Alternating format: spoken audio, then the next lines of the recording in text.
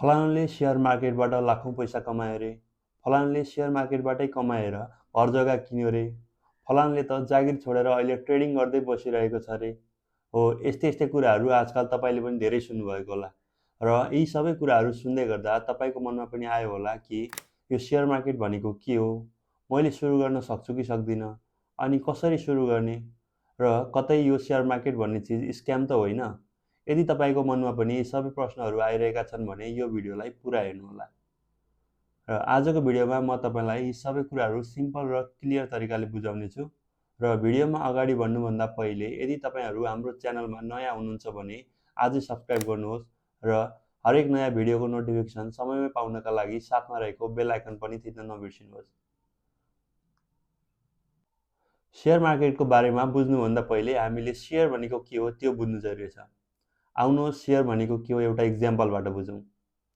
मानौँ तपाईँले एउटा क्याफे खोल्न थाल्नुभयो, तर समस्या के भयो भने तपाईँसँग पैसा कम छ र तपाईँले आफ्नो एउटा मिल्ने साथीलाई भन्नुभयो कि हेर न म एउटा क्याफे खोल्न लागेको तर पैसा कम पर्यो, तिमीले पनि अलिकति पैसा लगानी गर, यदि फाइदा भयो भने प्रफिट अलिक आधा आधा बाँडौँला र यदि घाटा भयो भने दुवै मिलेर बेहोरौँला।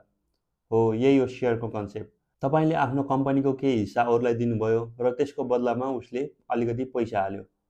यही हिस्सालाई सेयर भनिन्छ। सो सिम्पल भाषामा सेयर किन्नु भनेको कुनै पनि कम्पनीको केही भाग किन्नु र केही भागको मालिक बन्नु हो। यदि कम्पनीले फाइदा कमायो भने तपाईँलाई पनि फाइदा हुन्छ र यदि कम्पनी घाटामा गयो भने तपाईँको लगानी पनि जोखिममा पर्न सक्छ। अब कुरा गरौँ सेयर मार्केट भनेको के हो।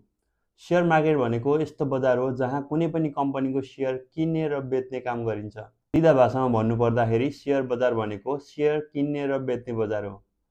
सेयर बजारलाई दुई भागमा विभाजन गर्न सकिन्छ, एउटा प्राइमरी सेयर मार्केट र दोस्रो भनेको secondary share market. Primary share market भनेको यस्तो मार्केट हो जहाँ कुनै कम्पनीले हामीले हाम्रो सेयर पहिलोचोटि बजारमा बेच्दैछौँ, आउनुहोस् लगानी गर्नुहोस् भनेर सर्वसाधारणलाई आह्वान गर्दछ। त्यस्तो प्रकारको कम्पनीले सिधै सर्वसाधारणलाई पहिलोचोटि अफर गरेको सेयरलाई हामीले इनिसियल पब्लिक अफरिङ यानि कि आइपिओ भनेर चिन्ने गर्दछौँ। यो मार्केटमा कम्पनीले सिधै लगानीकर्तालाई सेयर बेच्ने भएको हुनाले पनि यसलाई हामीले प्राइमरी मार्केट भनेर भन्ने गर्दछौँ। सेकेन्डरी मार्केट अथवा दोस्रो बजार भनेको त्यस्तो बजार हो जुन अघि आइपिओमा किनेको सेयर फेरि पुनः अन्य लगानीकर्ताहरूलाई किनबेच गर्नका लागि बनाएको मार्केटलाई सेकेन्डरी मार्केट भनिन्छ। सेकेन्डरी मार्केटमा जानका लागि कम्पनीहरू लिस्टेड हुनुपर्ने हुन्छ र लिस्टेड भइसकेपछि कम्पनीहरूको share investor to investor direct buying and selling कार्यक्रम हुने गर्दछ र यसमा कम्पनीको कुनै पनि रोल हुँदैन। प्राइमरी मार्केटमा भने आइपिओ इस्यु गर्ने बेलामा उक्त कम्पनीको सेयर प्राइस कम्पनीले नै निर्धारण गरेको हुन्छ भने सेकेन्डरी सेयर मार्केटमा गइसकेपछि त्यहाँ भएको डिमान्ड र सप्लाईको आधारमा दिनहुँ प्राइस तलमाथि हुने गर्दछ। नेप्सेमा विभिन्न क्षेत्रका थुप्रै कम्पनीहरू सूचीकृत छन् जहाँ ती कम्पनीहरूको सेयर किन्न र बेच्न सकिन्छ। नेप्सेको स्थापना भने नेपालको सेयर बजारलाई व्यवस्थित, पारदर्शी र सुरक्षित बनाउनका लागि स्थापना गरिएको हो। नेप्सेको स्थापनापछि नेपालमा सेयर बजार व्यवस्थित भयो, पारदर्शिता बढ्यो र विश्वसनीयता पनि बढ्दै गएको देखिन्छ। त्यसैले नेप्सेले नेपालको सेयर बजारलाई सुरक्षित, व्यवस्थित र पारदर्शी बनाउनका लागि ठूलो भूमिका खेल्दै आइरहेको छ। अब अर्को इम्पोर्टेन्ट क्वेसन, नेपालको सेयर बजारलाई कसले नियन्त्रण गर्छ त? यसको उत्तर हो सेक्युरिटिज बोर्ड अफ नेपाल यानि कि सेबोन। सेबोन नेपालको सेयर बजारको मुख्य नियामक निकाय हो जसले सम्पूर्ण पुँजी बजारलाई नियम र कानुनमा सञ्चालन गर्दछ। सेबोनले कम्पनीलाई आइपिओ इस्यु गर्नलाई अनुमति दिन्छ, ब्रोकर, मर्चेन्ट ब्रोकर र डिपोजिटरीहरूलाई लाइसेन्स प्रदान गर्दछ, लगानीकर्ताहरूको हित संरक्षण गर्दछ र बजारमा हुने गलत गतिविधिहरू पनि रोक्न सहयोग गर्दछ। सेबोनको एप्रुभल बिना कुनै पनि कम्पनीले बजारमा आइपिओ इस्यु गर्न वा लगानीकर्ताबाट पैसा उठाउन पाउँदैन। आइपिओ निकाल्न कम्पनीहरूले केही निश्चित मापदण्डहरू पुरा गर्नुपर्ने हुन्छ, जस्तै न्यूनतम पुँजी, नेटवर्थ, फाइनेन्सियल पर्फर्मेन्स र रेगुलेटरी कम्प्लायन्स यस्तै कुराहरू पुरा गर्नुपर्ने हुन्छ। सामान्यतया कम्पनीले आफ्नो कुल सेयरको 10% देखि 49% सम्म सेयर निष्कासन गर्नुपर्ने व्यवस्था हुन्छ र कुनै अवस्थामा भने कम्पनी प्रफिटेबल हुनुपर्ने र नेटवर्थ पोजिटिभ हुनुपर्ने जस्ता कन्डिसनहरू पनि हुने गर्दछ। त्यसैले सेबोन बिना नेपालको सेयर बजार सम्भव छैन। यसले बजारलाई सुरक्षित, पारदर्शी र व्यवस्थित बनाउने काम गर्छ। अब सबैभन्दा इम्पोर्टेन्ट क्वेसन, सेयर कसरी किन्ने र बेच्ने? केही वर्ष अगाडिसम्म पनि यदि तपाईँले कुनै कम्पनीको आइपिओमै आवेदन दिन चाहनुहुन्थ्यो भने पनि उक्त कम्पनीले तोकेकै अफिसमा गएर तपाईँले कागजी फर्म भरेर आवेदन दिनुपर्ने हुन्थ्यो। तर अहिले त्यस्तो छैन, किनकि सेयर मार्केट डिजिटल भइसकेको छ। तर यो डिजिटल सेयर मार्केटको आधारस्तम्भ के हो भन्ने कुरा अझै धेरै लगानीकर्ताहरूलाई थाहा छैन। यो डिजिटल मार्केटको आधारस्तम्भ भनेको डिम्याट एकाउन्ट हो। शब्द डिम्याटेरियलाइजेसनको छोटो रूप हो। डिम्याटेरियलाइजेसन भन्ने शब्दलाई दैनिक रूपमा प्रयोग गर्दा सजिलो बनाउनका लागि यसलाई डिम्याट भन्न थालिएको हो। डिम्याटेरियलाइजेसन शब्दको अर्थ भौतिक सेयर प्रमाणपत्रलाई इलेक्ट्रोनिक रूपमा रूपान्तरण गर्नु हो। डिम्याट खाता प्रयोगमा आउनुभन्दा पहिले सेयर लगानीकर्ताहरूले सेयरमा लगानी गरे बापत उक्त सेयरको सर्टिफिकेट बापत फिजिकल सेयर सर्टिफिकेट पाउँथे र उक्त फिजिकल सेयर सर्टिफिकेट हराउने च्यातिने सम्भावना पनि हुन्थ्यो। तर डिम्याटको परिचय भइसकेपछि यसले उक्त फिजिकल सेयर सर्टिफिकेटलाई इलेक्ट्रोनिक रूपमा रूपान्तरण गर्न मद्दत गरिरहेको छ। डिम्याटेरियलाइजेसन प्रक्रियाले लगानीकर्ताहरूलाई सेयर बोक्ने, च्यातिने र हराउने समस्याबाट पनि बचाउँछ। नेपालको सन्दर्भमा डिम्याट खाता एउटा इलेक्ट्रोनिक खाता हो जसमा 16 अङ्के एउटा खाता नम्बर दिइन्छ र यसलाई ब्याङ्क खातासँग तुलना गर्न पनि सकिन्छ।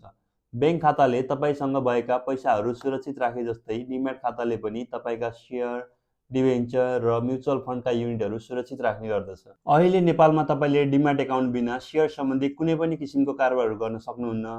त्यसैले यदि तपाईँले सानै लगानीबाट भए पनि सेयर कारोबार सुरु गर्छु भनेर सोचिरहनु भएको छ भने पहिलो स्टेप भनेको डिम्याट खाता हो। त्यसैले आजै डिम्याट खाता खोल्नुहोस्।